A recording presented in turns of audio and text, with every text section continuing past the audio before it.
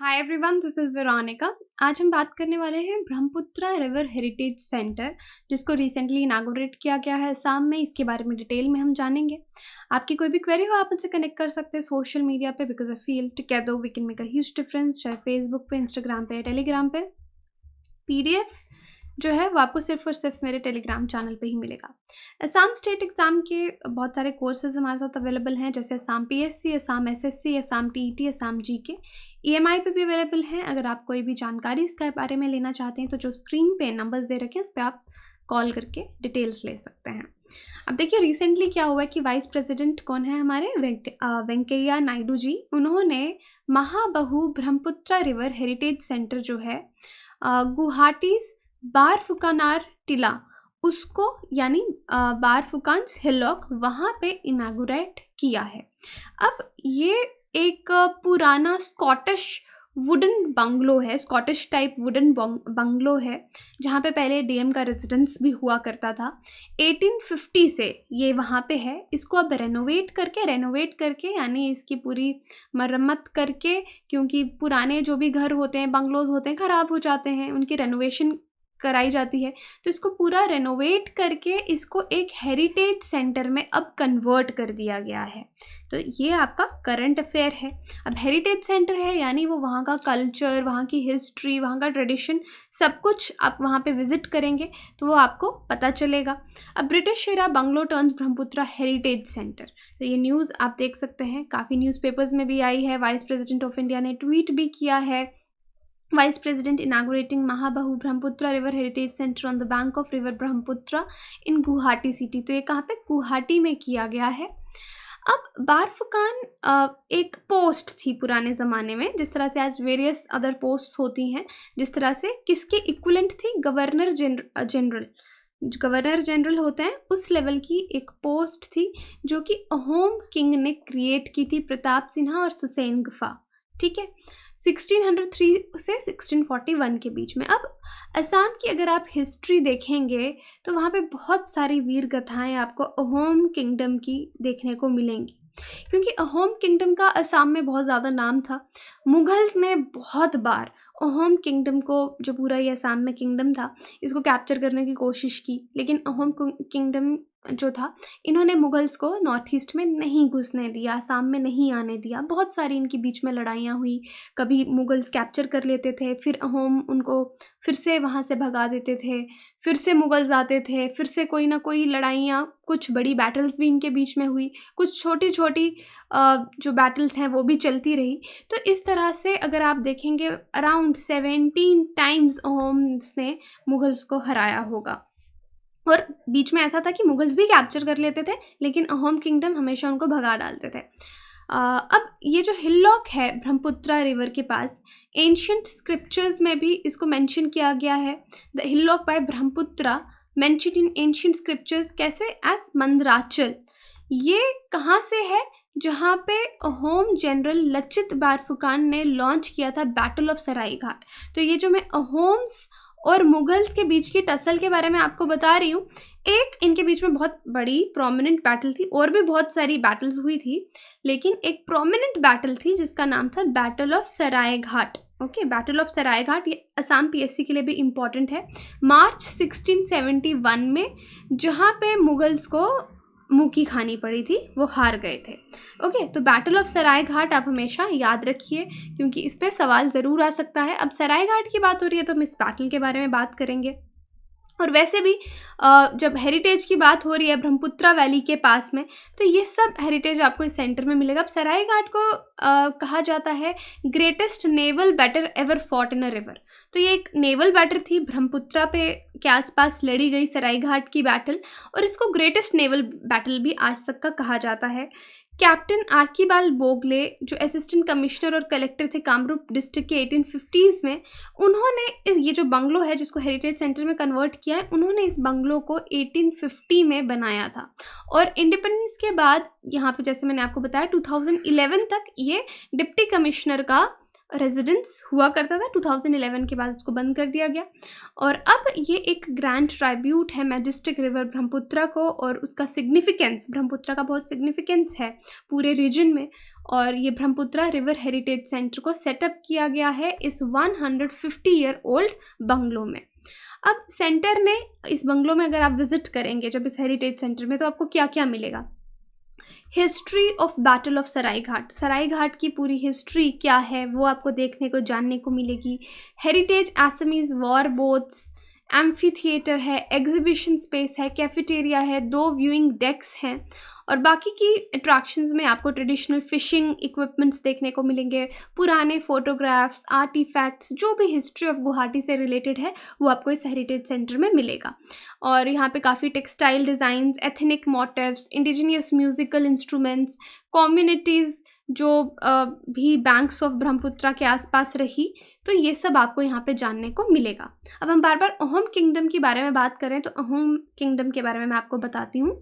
चाओलुंग सुखफा 13th century के ruler थे जिन्होंने अहोम किंगडम फॉर्म किया था असम में। बेसिकली माना जाता है कि अहोम किंगडम के लोग म्यांमार वाले एरिया से आए थे और फिर असम में आके वो सेटल हुए, और 6 सेंचुरीज तक इन्होंने असम को अहोम्स ने रूल किया है। Ahom rule the land till province was annex to British.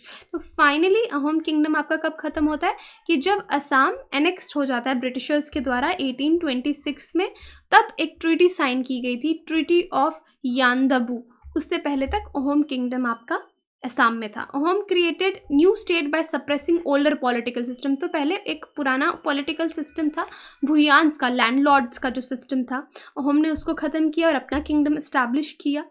अब ये यूजुअली फोर्स्ड लेबर थी इस टाइम पे, और जो फोर्स्ड, जिन लोगों को फोर्स किया जाता था काम करने के लिए, उनको पायक्स कहा जाता था। ओके, अब देखिए यहाँ पे ये पूरा आपका असम है और यहाँ पे आपको साथ साथ ये ब्रह्मपुत्रा रिवर भी दिखेगा।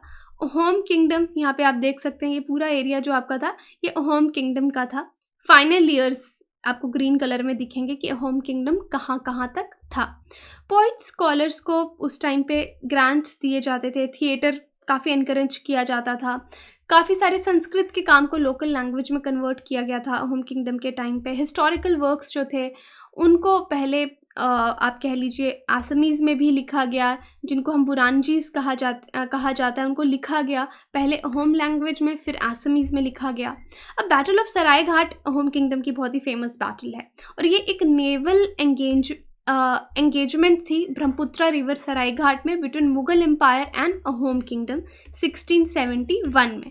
अब सरायघाट बैटल से पहले इनकी बहुत सारी बैटल्स हुई थी, कभी मुगल्स कैप्चर करते थे, फिर अहोम इनको भगा देते थे। अब फाइनली जब सरायघाट वाली बैटल हुई, यहाँ पे अहोम्स के जीतने का एक बहुत बड़ा रीज़न ये था कि मुगल की जो फोर्स थी, जो उनके लोग थे, उनकी नेवी बहुत वीक थी। अब ये बैटल लास्ट मेजर एंगेजमेंट थी मुगल्स की, जब वो असम में अपना एम्पायर लेने के लिए आए, और ये बहुत बड़ी बैटल थी। मुगल्स की तरफ से अराउंड 75,000 to 80,000 सोल्जर्स थे, जो घोड़ों पे सवार, बहुत बड़े बड़े अलग अलग किंगडम्स के आप कह सकते हैं यहाँ पे, जैसे राम सिंह थे। औरंगजेब ने राम सिंह को किया था कि आप जाके अहोम किंगडम पे अटैक करो, और अपनी सेना, उनकी सेना सब मिलके अहोम किंगडम पे अटैक करने के लिए आई थी। लेकिन अहोम किंगडम की आर्मी कम थी, मुगल्स की आर्मी बहुत ज़्यादा थी बैटल ऑफ सरायघाट के टाइम पे, लेकिन फिर भी अहोम्स जीते क्योंकि इन्होंने गोरिल्ला वॉरफेयर जो है वो अपना लिया था, क्योंकि इनको पता था हमारी आर्मी कम है, अगर हम उन पर अटैक करेंगे तो मुगल्स हमको भगा देंगे। तो इन्होंने क्या किया कि अपनी आर्मी का जो गोरिल्ला वॉरफेयर है उसको काम में लाया। जब असम में एंटर करने के 2 तरीके थे, या तो आप एक हिल के थ्रू एंटर करते, या फिर आप वाटर ब्रह्मपुत्रा एक जगह पे काफ़ी नैरो था, अराउंड 1 किलोमीटर, आप वहाँ से एंटर करते। अगर आप हिल से एंटर करते थे तो अहोम्स ने क्या किया था, वहाँ पे बहुत बड़ा एक मिट्टी का पहाड़ बना दिया था, तो ये वहाँ से एंटर नहीं कर पाए, तो इनको पानी से एंटर करना पड़ा। या जब भी ये हिल से एंटर करने की कोशिश करते थे तो 3 तरफ हिल्स थी, तो तीनों तरफ से अहोम के लोग, आर्मी आ जाती थी, मुगल्स को भगा के भेज देती थी। तो वो लोग, मुगल की आर्मी काफ़ी ज़्यादा टेंशन में भी चली गई थी कि हम कितना हारते जा रहे हैं। तो ये देखिए, ऑल दो वीकर, तभी अब मैंने आपको कहा कि अहोम की आर्मी उस टाइम वीक थी, कम थी नंबर्स में भी, लेकिन फिर भी उन्होंने मुगल आर्मी को हराया, क्योंकि उन्होंने टेरेन का फ़ायदा लिया, उनको रास्ते अच्छे से मालूम थे। क्लेवर डिप्लोमेटिक नेगोशिएशंस, तो इन्होंने टाइम बाय करने के लिए क्या कहा कि राम सिंह जो था उससे अपने बेटे जय सिंह को लड़ने के लिए भेजा था। तो राम सिंह तक मैसेज पहुंचाया वहाँ अहोम के राजा ने कि हम नेगोशिएट करना चाहते हैं, आप हमारी तरफ से बात करो। तो काफ़ी टाइम बाय कर दिया अपनी आर्मी को प्रिपेयर करने के लिए, ठीक है। तो डिप्लोमेटिक नेगोशिएशंस, टाइम मिल गया, गोरिल्ला टैक्टिक्स जैसे मैंने आपको कहा, साइकोलॉजिकल वॉरफेयर।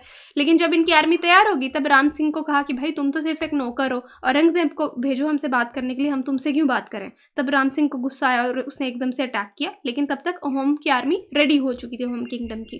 तो मिलिट्री इंटेलिजेंस का यूज़ किया और मुगल फोर्सेस की जो वीकनेस थी उसकी नेवी, उसको एक्सप्लॉइट किया कि वो पानी के रास्ते से आए। इन्होंने मिट्टी की दीवार, जो मैंने आपको बताया, एक पहाड़ बना दिया।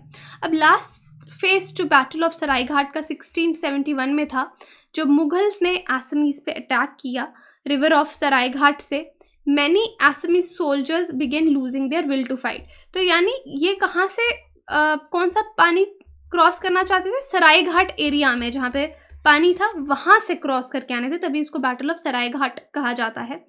लेकिन उस टाइम आसामीज जो सोल्जर्स थे उनकी विल पावर भी बहुत कम हो गई थी, क्योंकि इतना सारा लड़ाइयाँ लड़ ली थी।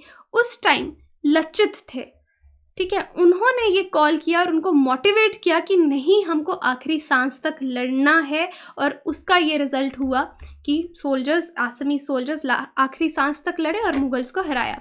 लचित कमांडर थे अहोम किंगडम के। लचित दिवस भी मनाया जाता है असम में, और नेशनल डिफेंस एकेडमी NDA में 1999 से जो भी बेस्ट कैडेट होता है पासिंग आउट में, उसको लचित बोरफुकन गोल्ड मेडल भी दिया जाता है।